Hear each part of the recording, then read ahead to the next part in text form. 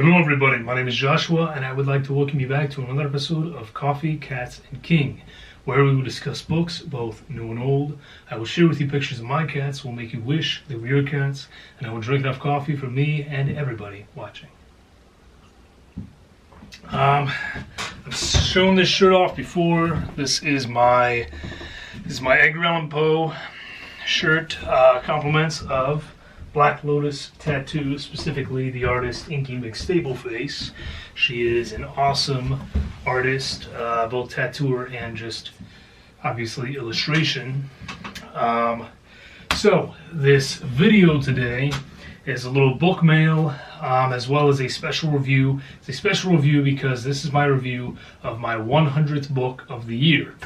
And I'm actually pretty impressed with myself that I've hit over 100 books already this year, but you know, I didn't know how it was going to go. Just a lot of stuff going on, and it's been a crazy year. But somehow, I'm still keeping up with my reading and my writing, which has been awesome. So, book mail. I have a couple different things going on here. So, my coffee today is this really delicious blend sent to me by the ever wonderful Richard at Are You Into Horror. This is a chocolate peanut butter cup coffee, and he's talked about it on his channel before. And of course, you know, being Coffee, Cats, and King, he decided to be kind and send me some.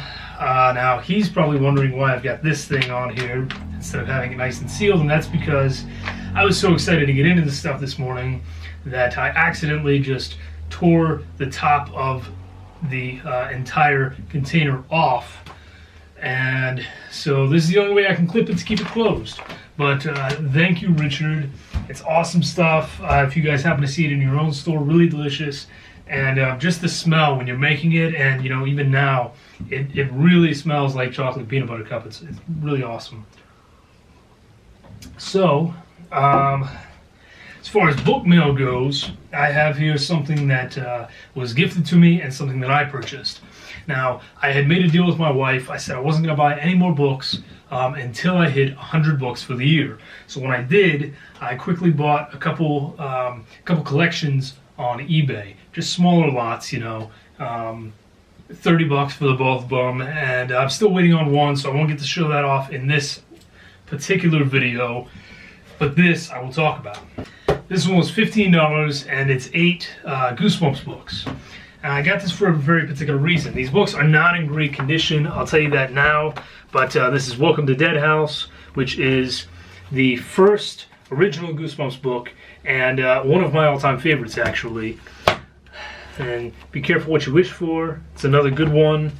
Bad Hair Day, that one is kind of ridiculous, but entertaining in its own way. 10 Spooky Stories, this one I have not read before. Attack of the Mutant, that is one of the books that I really don't care for from him. This is part of the Series 2000, Are You Terrified Yet? I have not read that. And then I have 2 of the Give Yourself Goosebumps, which as a child were my absolute favorites. I loved reading through these things. And this one in particular, I remember this one very fondly. This is Curse of the Creeping Coffin. So I'm really excited to read that. And then those of you who follow me on Goodreads have probably seen that I've already reviewed this next one, but this is actually the reason that I bought this particular set. So, one of the Give Yourself Goosebumps that is much rarer that I could not find up to this point is Into the Twister of Terror. And so I was really excited to get this and to find it with these others for $15. I was pretty excited about that because Into the Twister of Terror is about $30, $45 on its own because it is just that hard to get a hold of now. So I was really excited. As soon as I got this in, I read this book, and it was a piece of crap. It was the worst Goosebumps book out of any of his Goosebumps series that I've read. I'm pretty sure that a ghostwriter wrote this and he just slapped his name on it, or he just, you know, phoned it in and didn't give a crap at this point. But either way, super disappointing. So that was kind of a bust as far as my, you know, first big buy after hitting 100 books. But that's alright. The other package I'm waiting on, I'm definitely going to show off to you guys because I'm super excited about that one, and I know that is not going to disappoint. Now, for my other book mail, I have this package here. This actually came from my lovely mother. Another eBay win, if you will. This is Blind Date with a Book. So, the idea is she gave them a genre, and they sent 2 books. We don't know what they are, and so I'm kind of excited about it. So, let's get into it and see what I got. Who needs scissors? Okay, so my Blind Date with a Book books. I got The Hanging Tree by Brian Grulie. It says it is a Starvation Lake mystery. Ooh, and that is a super long synopsis, so I'm not going to try and read this all out to you guys. Basically, this woman comes back to town after being gone from her hometown for a long time. She's found dead by an apparent suicide. This man that used to know her, that now works for the local newspaper, is bound and determined to solve the mystery of what actually happened to her, because they had a thing in the past and he knows she would not commit suicide. He's joined by the local sheriff deputy, and basically it just seems like everyone in this town is connected. You can't trust anyone, and so I'm just gonna go from there. I've never read anything by Brian Grulie, and we'll give it a shot, see what it's all about. And then the other book I got on this is Tom Clancy's Power Plays Shadow Watch. Says Terrorism, the Next Millennium. The year is 2001. Yes, the mystical year of 2001. An American businessman, Roger Gordian, has extended his reach into space. His company has become the principal contractor in the design and manufacture of Orion, a multinational space station. The launch of a shuttle carrying parts for the station is sabotaged. Mysterious guerrilla attacks occur at the manufacturing facilities in Brazil, and Gordian's deepest fears are confirmed. The Orion project has been targeted by an international terrorist whose criminal enterprises thrive on violence and political instability. Harlan Devane's goal is to cripple Gordian's intelligence and security team while stowing a high-powered electromagnetic pulse generator aboard Orion, a state-of-the-art weapon with the capacity to throw every major American city into chaos. It is apparently based on a computer game. So, definitely not something I would normally pick up, but I'm going to give it a go and see, see how it works out. And this is actually, interestingly enough, looks like it's not just Tom Clancy, it's Tom Clancy and Martin Greenberg, which is interesting because Martin Greenberg is known as that guy who has had his hands in editing something like 463,000 anthologies. So that should be interesting. Thank you, dearest mother, for this blind date with the book. I will let you and all the rest of you fine folks know how these books go. Oh, that's cool. Got a little sticker in there too. I hope that you will be able to see it. This thing will eventually... There you go, check that out. That's a cool sticker. I gotta figure out where I'm gonna put that. I like that. Awesome. So that's the Bookmail. Now, as for the review, like I said, this was my 100th book of the year, so I knew it had to be something special. And so, for book number 100, I decided I was gonna finally read Robert Bloch's Psycho. And this is that one with that super awesome step back cover. Absolutely awesome. So, Psycho. Somehow, all through the years, I have not read this book. I have, of course, watched the movie. I even watched the TV show, which wasn't bad, although, it definitely strayed away from the original story, but it's still pretty good, actually. So I thought, because I was familiar with all this, book canon, that I knew the story, and it surprised me because right off the bat, we're used to Norman Bates in the movie. Norman Bates, the actor they chose, he was a handsome guy, good-looking guy, and in the movie he just comes off as sort of shy, and but I think the idea was that the ladies could still kind of fall for him a little, and in the book that is not the case at all. Norman is described as being balding. He wears these very thick glasses. He's very short and squat, and described as just overweight and awkward. And throughout his interaction with the other characters, it's obvious that yes, he's shy, and yes, he doesn't necessarily know how to act around others, but he still comes off as a very sweet man, and but the appearance is totally different, and so I guess that was a Hollywood thing, but I appreciated it much more the way that Robert Bloch wrote it, to show more that he is just an everyday guy. He's not this Hollywood handsome kind of guy. He's just someone that you might pass on the street, give him a nod and forget about him. And I appreciated that approach. So the story itself is what we all know and love, in that Norman and his mother run the Bates Motel, which used to do decent business, but in recent years, the highway has actually been built around the road to get to their hotel.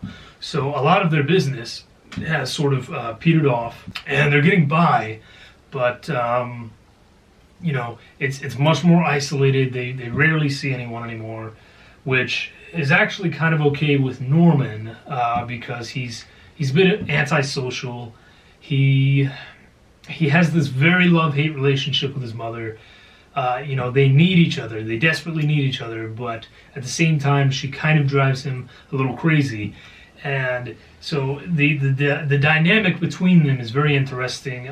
Basically, Norman feels this intense need to take care of her, because even though she's very old, she's very frail and fragile at this point. He knows that her mind is going. She is the one that took care of him through all these years and that supported him, and so he feels that he has to take care of her in return. It makes for a very interesting dynamic, and you really do kind of feel for the guy, because he is 40 years old and he's essentially devoted his entire life now to taking care of his mother as her mind is slowly unraveling. That level of craziness that he is experiencing in his mother is slowly getting worse, and she is the very jealous type. She wants Norman all to herself. So let's say a pretty lady comes around, Norma is not too pleased with it, and Norma is going to do what she can to prevent her son from being taken away from her. So on top of that, we have an investigator who comes around searching for answers. We have the sister and the lover, the fiance, of a woman who goes missing, and they're all trying to hunt her down for very different reasons. It's a very interesting read.